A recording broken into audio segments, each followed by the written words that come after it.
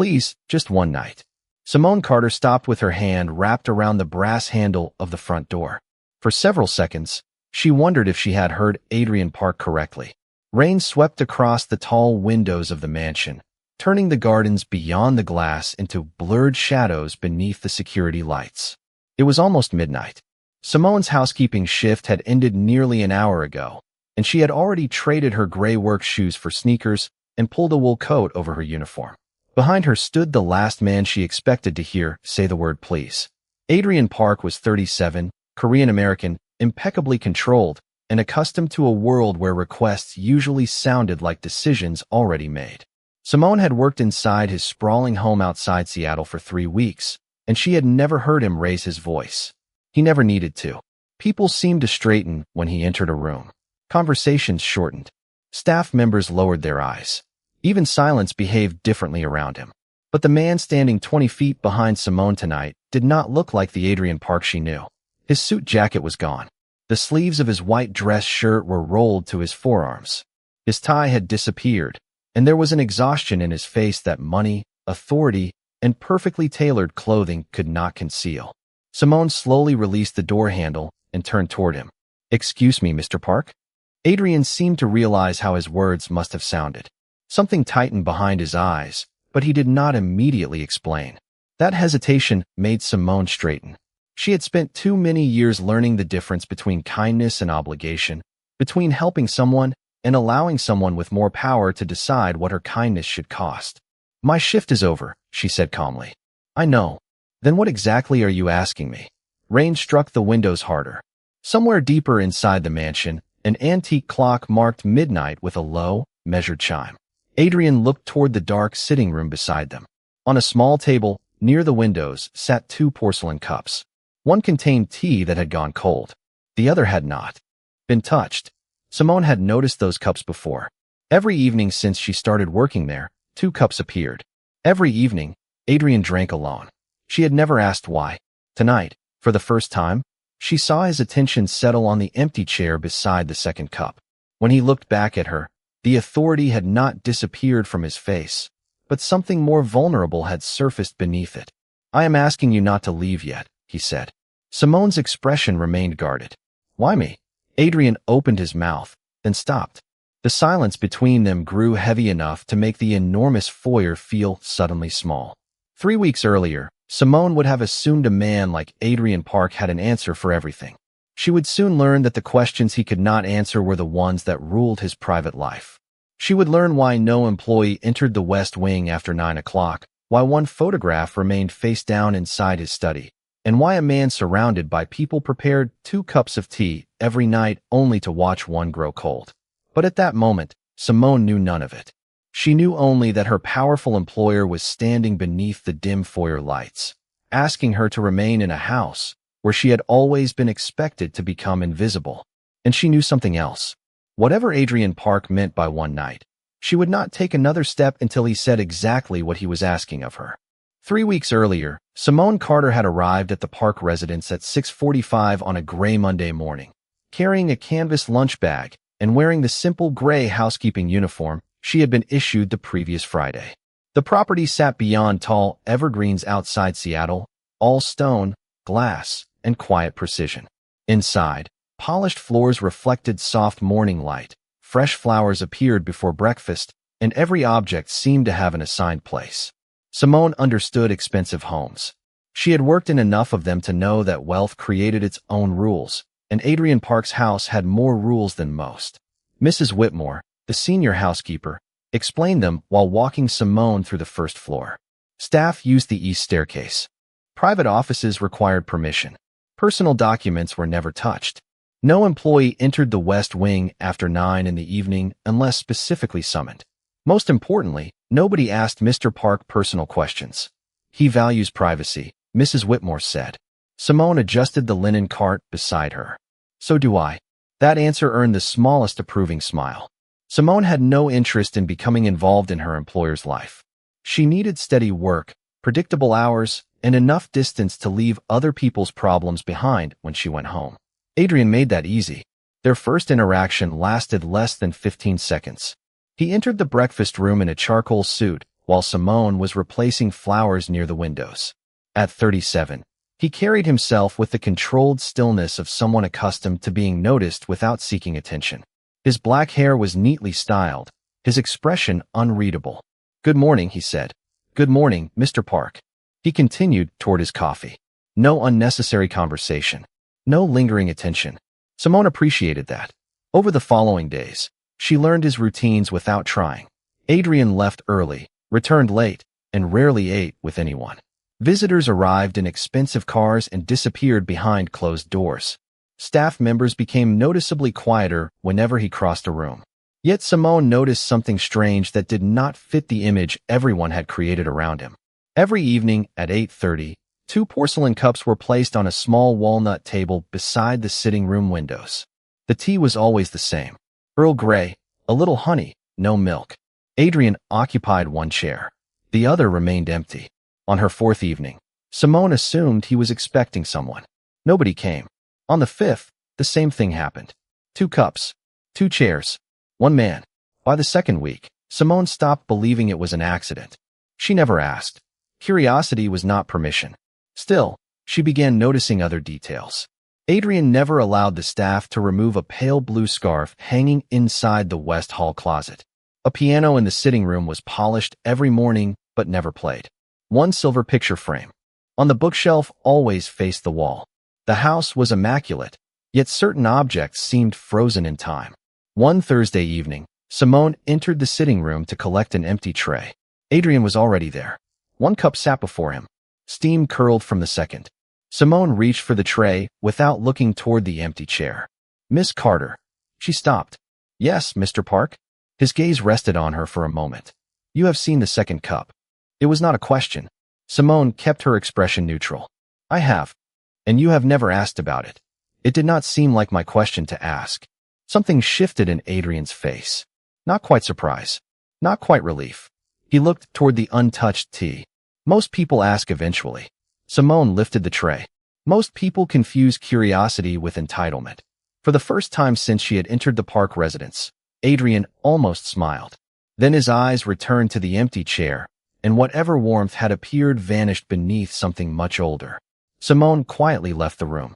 But as she crossed the hallway, she understood that the most carefully guarded thing in Adrian Park's mansion was not hidden behind a locked door. It was sitting in plain sight, growing cold every night. The photograph found Simone by accident. Late Friday afternoon, Mrs. Whitmore asked her to dust the bookshelves in the sitting room before Adrian returned from a meeting downtown. Simone worked carefully from left to right, lifting each object and returning it to the exact place she found it. When she reached the silver frame that always faced the wall, her cloth caught beneath its edge. The frame tipped forward. Simone caught it before it fell, but not before she saw the photograph inside. Adrian stood beneath cherry blossoms beside a Korean woman with a radiant smile, both of them younger, softer, untouched by whatever had transformed the man Simone knew. The woman held one of the familiar porcelain cups. Adrian held the other. Simone immediately turned the frame back toward the wall. Her name was Claire. Adrian's voice came from behind her. Simone froze. She had not heard him enter. "I am sorry, Mr. Park." The frame moved while I was cleaning. "I know." He crossed the room slowly, stopping several feet away. His expression was controlled, but his eyes remained on the frame. "Claire was my wife." Simone said nothing. Adrian reached for the photograph and turned it around himself. "She liked that picture." His thumb rested briefly against the silver edge. "I hated it." Simone glanced at him. "Why?" The question escaped before she could stop it. Adrian surprised her by answering. She said, "I looked happy." "You did." He gave a quiet breath that almost became a laugh. "That was exactly why I hated it." Simone understood more than he realized. Happiness preserved in photographs could become evidence against the life that came afterward. Adrian placed the frame upright on the shelf for the first time since Simone had started working there. "She died 2 years ago. I am sorry." People say that because they do not know what else to say. Sometimes there is nothing else to say. Adrian looked at her then, truly looked at her. Most people filled grief with advice, explanations, promises that time would repair what could not be replaced. Simone offered none of those things. Adrian's gaze moved toward the 2 chairs by the window. Claire made tea every night at 8:30. Even when I came home late, she made 2 cups. Simone finally understood. So you kept making hers. At first, I told myself it was habit. His voice became quieter. 2 years is a long time for a habit. Simone lowered her cloth. Not always. Adrian studied her face. You sound certain. For the first time, Simone was the one who looked away. My grandmother raised me. After she died, I kept calling her phone for 6 months just to hear the voicemail greeting. The admission surprised them both. Simone rarely discussed her private life at work. Adrian did not offer sympathy dressed as wisdom. He simply nodded. Did it help? Some nights. And the others? Simone looked toward the second cup. Nothing helped. I just made it through them. Rain began tapping softly against the windows. Adrian stood beside the photograph, no longer appearing like the distant man the staff whispered about, but like someone who had been carrying a conversation for 2 years with a person who could no longer answer. Do you ever miss someone so much, he asked, that silence starts sounding like them? Simone's expression softened. Yes. One word. Nothing more was needed.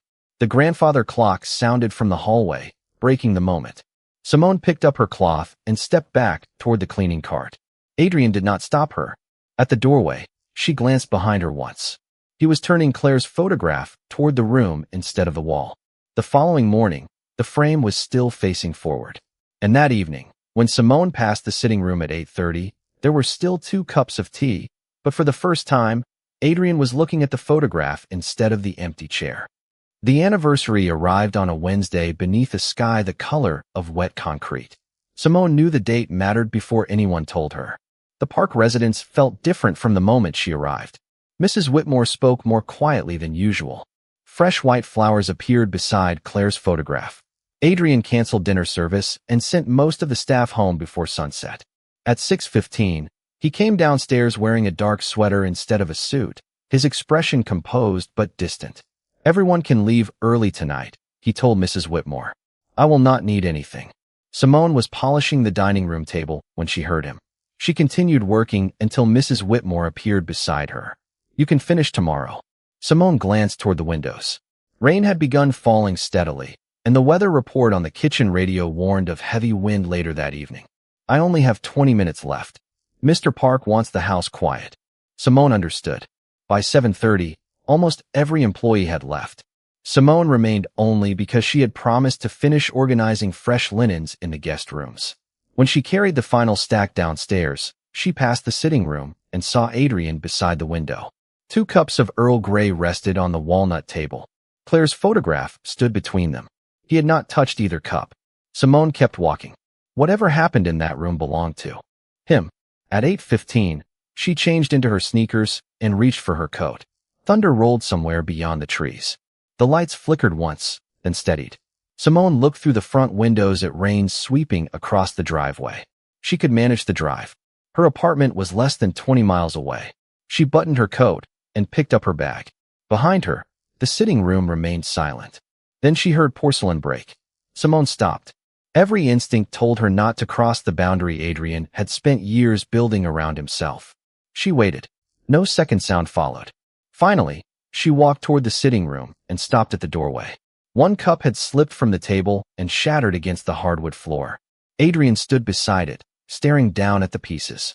Are you all right? Simone asked. Yes. His answer came too quickly. She looked at him, then at the untouched second cup. That did not sound convincing.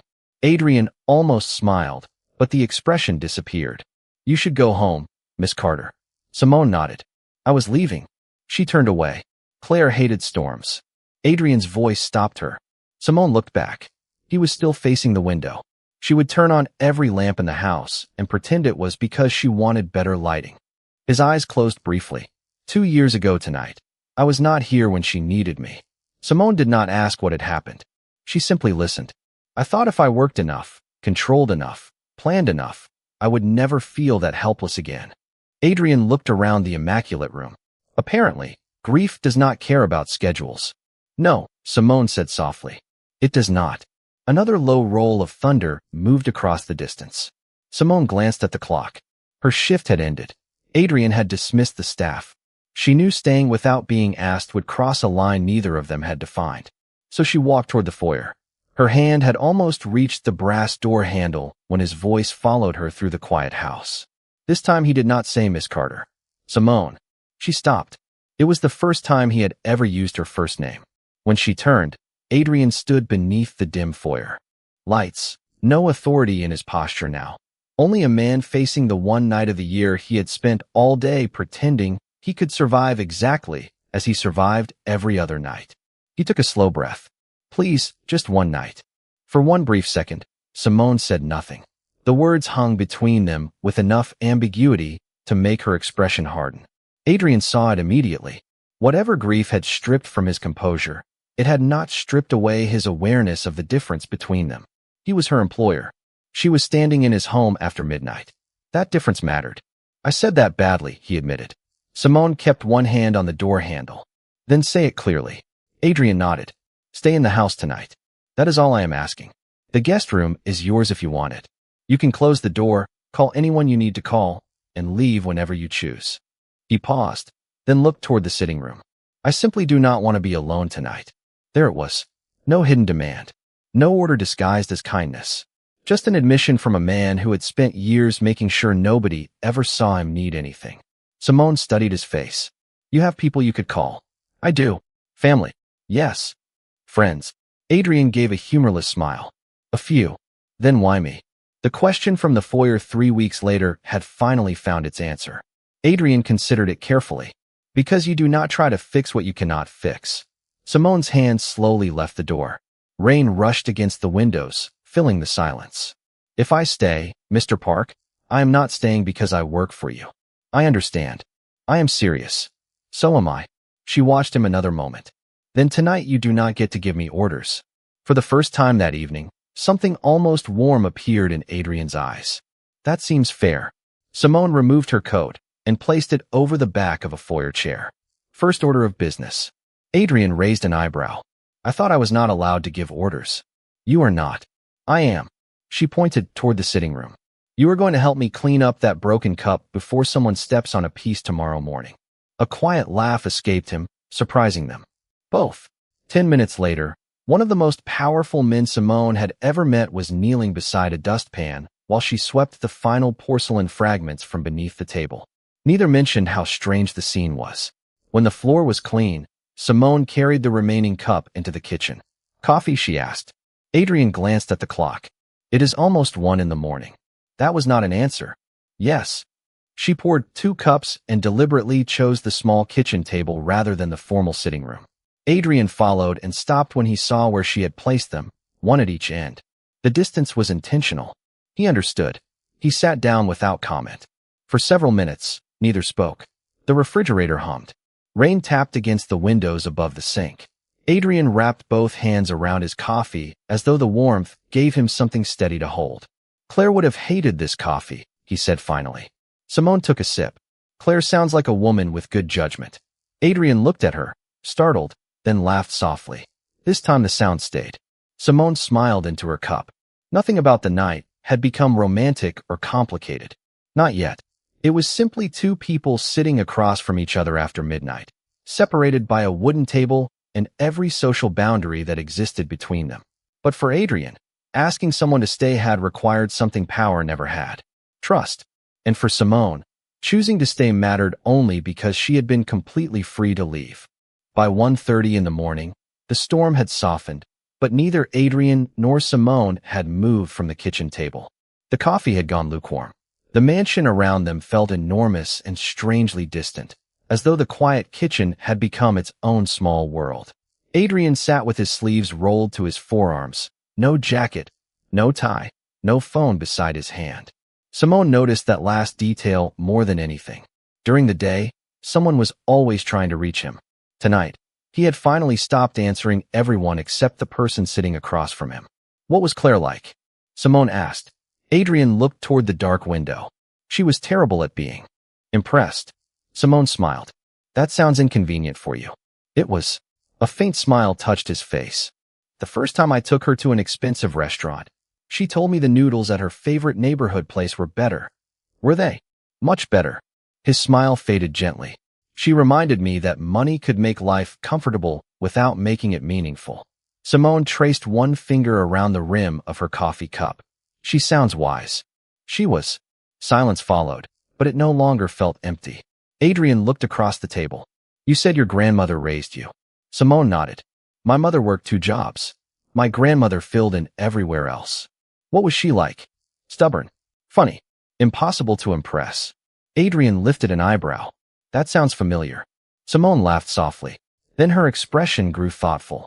She also taught me never to confuse being needed with being valued. Adrian absorbed the sentence. There is a difference. A big one. Simone leaned back. People need workers every day. They need someone to clean the room, carry the tray, solve the problem. That does not mean they see the person doing it. Adrian's gaze lowered toward her gray uniform.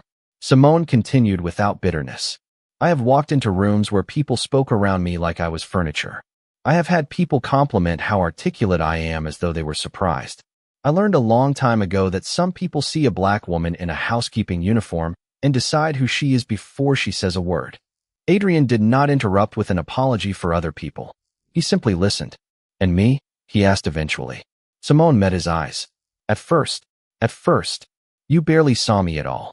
The answer landed quietly. Adrian nodded once. That is fair. You were not cruel. You were distant. I thought distance kept things uncomplicated. Sometimes distance just keeps people unknown. Rain whispered against the glass. Adrian looked toward the doorway leading back to the formal rooms of the house. After Claire died, I made everything into a system. Work, staff, meals, even grief. Because systems can be controlled. Exactly. Simone looked at him steadily. People cannot. Adrian gave a small, tired smile. I have noticed. Another silence settled between them. 2 cups, 2 chairs, several feet of polished wood. Neither moved closer. Neither needed to. Something had changed without either of them touching the distance between them. Adrian had spent years believing vulnerability meant surrendering control. Simone had spent years protecting herself from people who mistook employment for ownership. Yet here, at an ordinary kitchen table, while the storm faded over Seattle, they had found something neither power nor politeness could manufacture. Honesty. Then headlights swept across the windows outside. Simone glanced at the clock.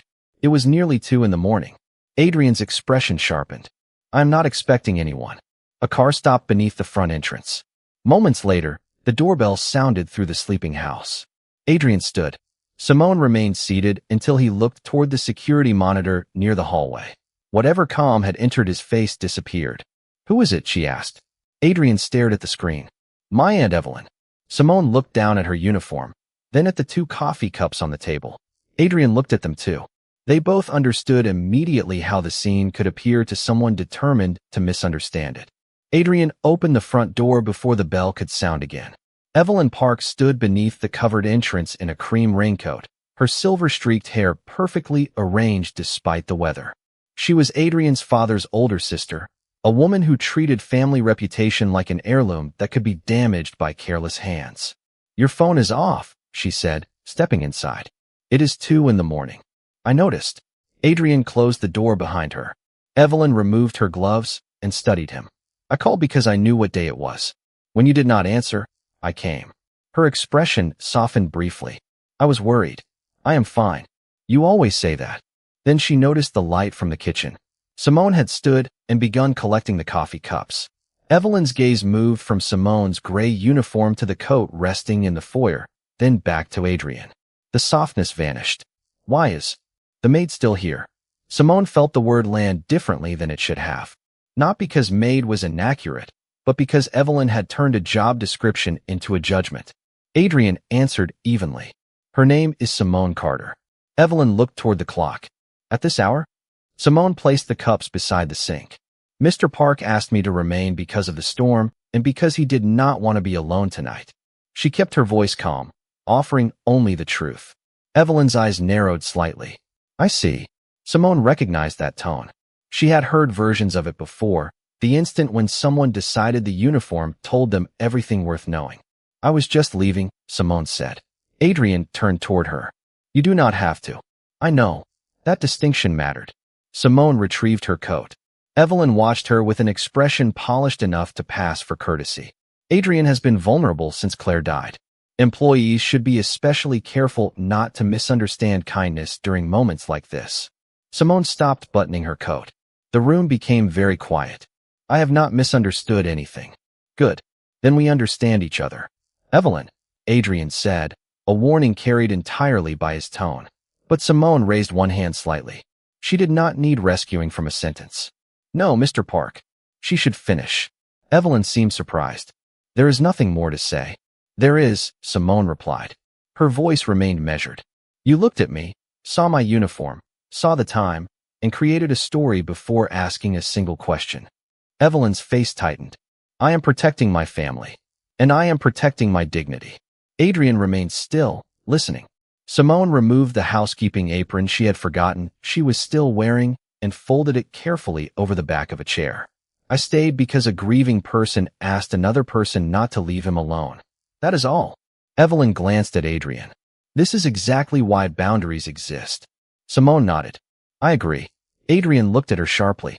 Simone continued. And one of those boundaries is that my employer's family does not get to make me feel ashamed for showing basic compassion. She picked up her bag. I will speak with Mrs. Whitmore tomorrow about whether this position is still right for me. Adrian took one step forward, then stopped himself. Simone. She met his eyes. Please do not ask me to stay this time.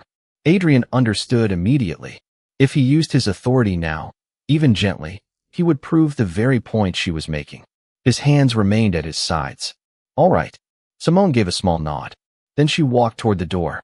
Evelyn looked almost relieved until Adrian spoke behind her. My aunt came here worried about me, he said quietly. And somehow, Simone is the one leaving humiliated. Evelyn turned. Adrian's expression had become calm in the way that made every word deliberate. Tomorrow, we are going to discuss what happened here. Evelyn straightened.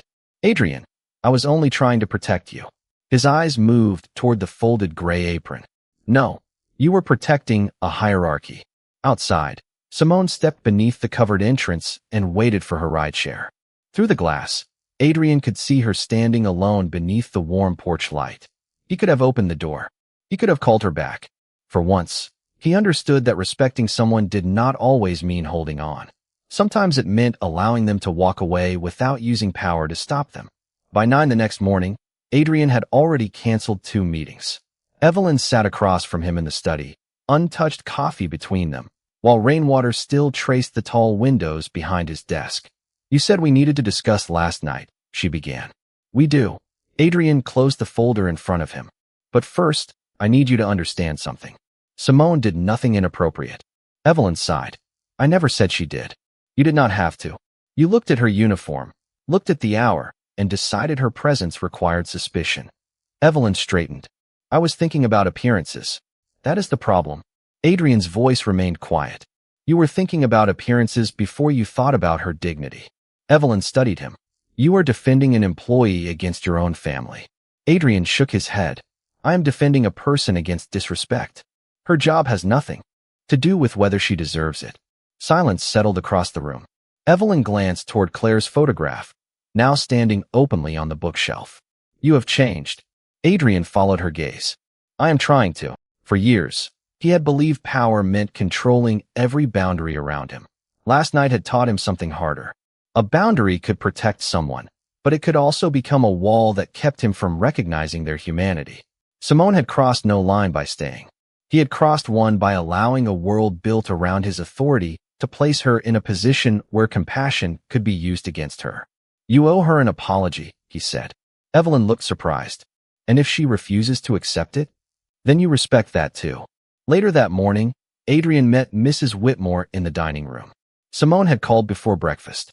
She was not returning for her scheduled shift. She had not resigned yet, but she wanted time to decide. Adrian listened without interruption. Do not contact her about work today, he said. Mrs. Whitmore nodded. Should I tell her you want to speak with her? Adrian paused. Every instinct he had once trusted told him to solve the problem immediately. Offer more money. Change the schedule. Create a position she would not refuse. But that would still make her decision revolve around what he wanted. No, he said. Tell her she has as much time as she needs. 3 days passed. The second cup of tea disappeared from the sitting room. Adrian did not throw it away. He washed it himself and placed it beside Claire's photograph. On the fourth afternoon, Simone returned to collect several personal items from her locker. She expected to be finished in 10 minutes. Adrian was waiting near the foyer, but he did not block her path. "May I speak with you?" he asked. Simone considered him, then nodded. "For 5 minutes. That is enough." They remained standing. Adrian did not invite her into his study. "I owe you an apology." Simone's expression stayed guarded. "For your aunt." "For myself." That surprised her. "I asked you to stay because I trusted you. But I did not think far enough about what staying could cost you in a house where I hold all the authority." Simone said nothing. "You should never have had to defend your character because you showed me compassion." Adrian drew a breath. "And I will not ask you to remain employed here just because I want you here." Simone looked directly at him. "Then what are you asking?" "Nothing." The answer seemed to unsettle her more than a request would have. "Your position is available if you want it. If you do not, Mrs. Whitmore will provide your references and everything you are owed. No pressure. No consequences." Simone searched his face. "And Evelyn?" "She apologized to Mrs. Whitmore this morning for what she said. Whether you ever speak to her is your decision." For several seconds, only the clock in the hallway could be heard. Adrian had crossed the boundary that mattered most, not by pulling Simone closer, but by surrendering his assumed right to decide what happened next. Simone picked up her bag. "I need more time." Adrian stepped aside, leaving the doorway completely open. "Take it." She walked past him, then stopped. "Adrian." It was the first time she had used his first name. He looked up. Simone held his gaze for one quiet second. "Thank you for finally asking without expecting an answer." Then she left, and Adrian understood that if she ever chose to return, the choice itself would mean more than anything he could have commanded. 3 weeks later, Simone sat beside the window of a small coffee shop in Seattle, watching morning rain soften the city beyond the glass. She had not returned to housekeeping at the Park residence. Instead, after several conversations with Mrs. Whitmore and an independent employment advisor, Simone accepted a newly created household operations position that reported through the estate management office rather than directly to Adrian. The salary was better, the responsibilities matched skills people had overlooked for years, and every condition had been offered in writing with room for her to negotiate. Simone had changed 3 of them before signing. Adrian had accepted every change without argument. That mattered to her more than the title. Their relationship at work became deliberately ordinary. Professional. Conversations happened during business hours. Decisions went through proper channels. Adrian never used their night in the kitchen to claim closeness Simone had not offered. Sometimes they passed in the hallway and exchanged nothing more than a quiet good morning. Sometimes Simone caught him drinking 1 cup of tea beside Claire's photograph instead of staring at an empty chair. The second cup remained on the shelf now, not forgotten, but released from its nightly duty. On Friday afternoon, Simone received a message from Adrian asking whether she would consider meeting for coffee somewhere away from the estate. He made one thing unmistakably clear. It was not about work. Simone waited an hour before answering yes. Now Adrian entered the coffee shop wearing a dark wool coat over a simple sweater, without the tailored suit that usually seemed like part of his armor. He spotted her and stopped beside the table. "May I sit?" Simone gestured toward the empty chair. "You may." Adrian sat. A server approached, and he looked at Simone. "May I buy you coffee?" She glanced at the cup already in front of her. "You are late." "I bought my own." Adrian checked his watch. "I am 4 minutes early." "Then Seattle coffee moves faster than you do." He smiled. It was easier now, that smile. Still rare, but no longer surprising. He ordered coffee and waited until the server walked away. "How is the new position?" "You said this was not about work." "You are right." Adrian folded his hands loosely on the table. "Old habit." Simone studied him. "You are getting better." "At what?" "Being corrected." Adrian laughed quietly. Outside, pedestrians moved beneath umbrellas while traffic whispered across wet pavement. There was no mansion around them, no gray uniform, no staff waiting for instructions. Just 2 people at a small wooden table. Adrian looked at Simone with the same seriousness he once brought to every decision. But this time he did not try to control the outcome. "That night," he said, "I asked you to stay because I was afraid of being alone." Simone listened. "I think I spent a long time confusing control with strength. Claire understood that before I did." His eyes lowered. "Briefly, you helped me understand it too. I did not fix you, Adrian." "I know." He met her eyes again. "That is one of the reasons I trust you." The server placed his coffee down and left. Adrian did not touch it. I would like to know you outside the house. Outside work. But only if that is something you want to. Simone let the silence remain. Months earlier, she might have felt pressure simply because of who he was. Now the question felt different because Adrian had finally learned that asking did not create an obligation. Are you asking me to stay again? She said. Adrian smiled faintly. I am asking if you would like another coffee sometime. Simone lifted her cup. Ask me again when you are not afraid of the answer. Adrian considered her words. I am not afraid. Not even if I say no? He paused, then shook his head. I would be disappointed, but I would respect it. Simone smiled. Then ask me. Adrian did. And when Simone said yes, nothing about the answer belonged to his money, his influence, or the authority he carried everywhere else. It belonged entirely to her. Adrian finally understood why that made it worth more. Outside, the rain continued falling over Seattle. Inside, there were 2 cups on the table again. This time, neither one was waiting for someone who could not choose to stay.